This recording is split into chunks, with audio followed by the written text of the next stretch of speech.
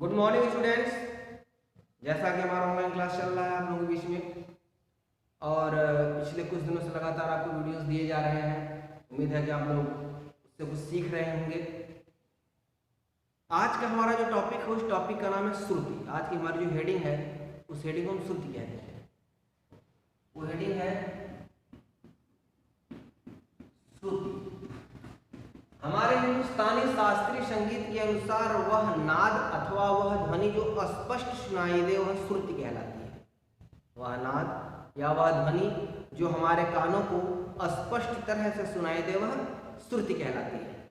तो जो हमको श्रुति को एक्सप्लेन करना होता है तो हम लिख सकते हैं वह ध्वनि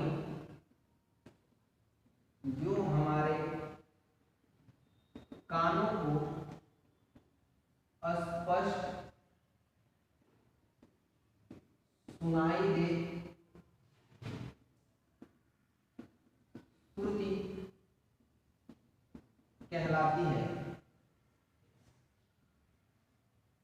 वह ध्वनि हमारे कानों को स्पष्ट सुनाई दे वह श्रुति कहलाती है। अब श्रुति क्या है, इसमें एक चीज और आपको बता दिया जाए कि जो नाद है जो ध्वनि है वह तो कंटिन्यू चल रही है, कोई अंत नहीं है कि साउंड कहाँ तक लेके चलेगा, उसको आगे कहाँ तक बढ़ाएगा उसको फ्रीक्वेंसी को। लेकिन हमारे कानों के सुनने की एक क्षमता है, उस क्षमता के अनुसार हमारा जो हिंदुस्तानी म्यूजिक रहा उसने इसके लिए कुछ स्थान बनाया कि किस स्थान पे कौन सी ध्वनि पहुंचेगी तो उसे क्या कहा जाएगा। जैसे हमारे जो सातों स्वर हैं सा रे गा मा पा धा नी सा, इन सातों स्वरों के लिए उस नाद के चलते हुए क्रम में एक स्थान निर्धारित किया गया है और श्रुतियों की संख्या को निर्धारित किया गया कि जो उपयोगी श्रुतियां हैं वो बिंदु जो संगीतोपयोगी हैं वह कितने हैं। तो श्रुतियों की संख्या 22 श्रुतियों की संख्या को उन लोगों ने निश्चित किया कि ये जो श्रुतियां हैं ये हमारे कानों को स्पष्ट और मधुर रूप से सुनाई देती हैं। जैसे अब 22 श्रुति हो गई 1 2 3 4 5 6 7 8 9 10 11 12 13 14 15 16 17 18 19 20 21 22। जब हम आगे बढ़ेंगे और ग्राम और मूर्छना टॉपिक को पढ़ेंगे जिस समय उस समय ग्राम के एक्सप्लेनेशन में इस चीज को बड़ा स्पष्ट तरीके से समझाया गया है कि श्रुतियों का विभाजन किस तरह से हुआ, किस श्रुति पे कौन से स्वर आए। तो वहां पे इस टॉपिक को हम लोग डिस्कस करेंगे। अभी हम सिर्फ ये समझते हैं कि हमारे शास्त्रीय संगीत में जो संगीतोपयोगी हमारे बिंदु हैं, नाद बिंदु हैं, जहाँ पे आवाज में स्पष्ट रूप से सुनाई देती है जिसको हम श्रुति कह सकते हैं, उनकी संख्या 22 है। आप इस चीज को एक अलग वे में भी समझ सकते हैं। जैसे कि आपके घर पे टंकी होगी, आप ये टंकी पकड़ लीजिए। अब इस टंकी में पानी भरा होगा, टंकी पानी भरा हुआ। अब ये टंकी नीचे आई होगी और इसका पूरा का पूरा लिंक पूरे घर में दौड़ा होगा।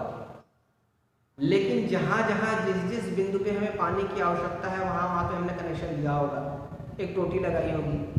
जैसे बाथरूम पकड़ लीजिए, किचन पकड़ लीजिए, वॉशरूम पकड़ लीजिए, जहाँ पे बेसिन लगाए हैं वहाँ पकड़ लीजिए, घर के बाहर अगर आवश्यकता हो तो वहाँ पकड़ लीजिए।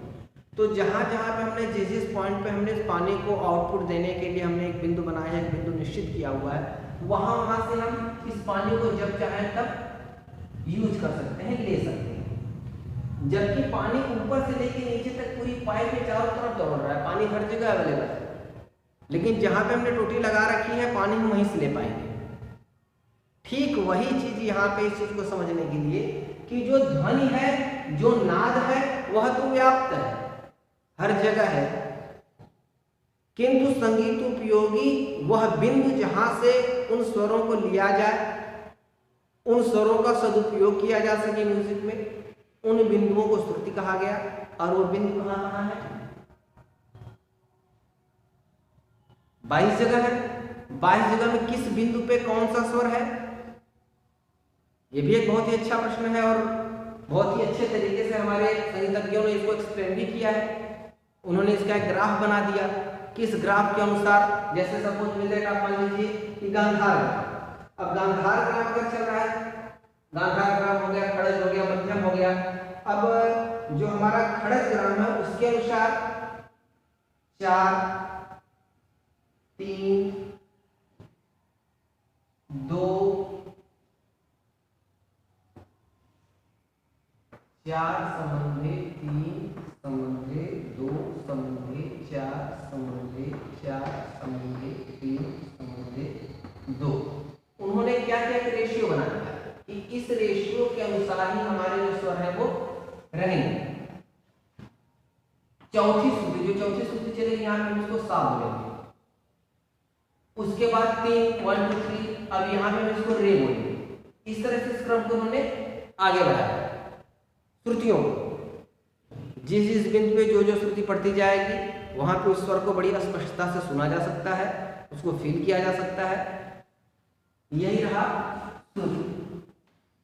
अगर आप लोगों को श्रुति से रिलेटेड कोई भी प्रॉब्लम होता है, कोई ऐसी बात जो आपको इस टॉपिक में समझ में ना आई हो, आप कमेंट बॉक्स में लिख करके उसको आप भेजिए। देखूंगा मैं उसको और आपकी समस्या को फिर से सॉल्व करने का पूरा प्रयास करूंगा और सॉल्व करूंगा। Thank you very much.